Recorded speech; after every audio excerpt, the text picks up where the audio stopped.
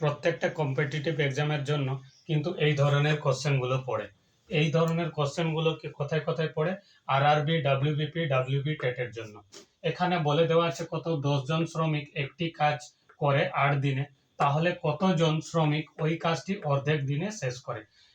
এই প্রবলেমটা সলভ করার জন্য আমাদের যেটা মনে রাখতে হবে, এমডি বাই ডাব্লিউ, অর্থাৎ কত হবে? এম হচ্ছে কত? লোক, ডি হচ্ছে দিন, এবং ডাব্লিউ হচ্ছে কাজ। তো আমাদেরকে কি করতে হবে? এখানে দুটি শর্ত দেওয়া আছে, অর্থাৎ কত? M1D1 বাই কত? W1 সমান কত হবে? এখানে M2D2 বাই W2। আমাদের বলে দেওয়া আছে কতজন লোক লাগবে দ্বিতীয় ক্ষেত্রে, অর্থাৎ বার করতে হবে কত? M2। তাহলে আমাদের কত হবে? M2 সমান কত হয়ে যাবে? এইদিকে M1 ইন্টু কত? D1, M1 into D1 into কত হবে? W2, নিচে হয়ে যাবে কত? W1 ইন্টু কত? D2। এবার মানগুলো বসাও। বলেছে M1 অর্থাৎ প্রথমে কত? 10 জন লোক, অর্থাৎ আমার M1 সমান কত হলো? 10 জন। D1 মানে প্রথমে কত দিনে কাজ শেষ হচ্ছে? 8 দিনে, তাহলে এটা হবে কত? 8 দিন। 8 দিন।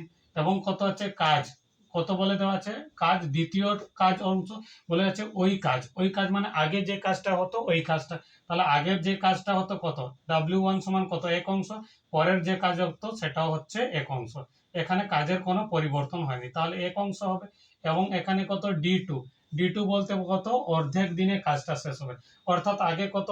8 দিনে, এবার শেষ হওয়ার কথা কত? 4 দিনে। তাহলে কত?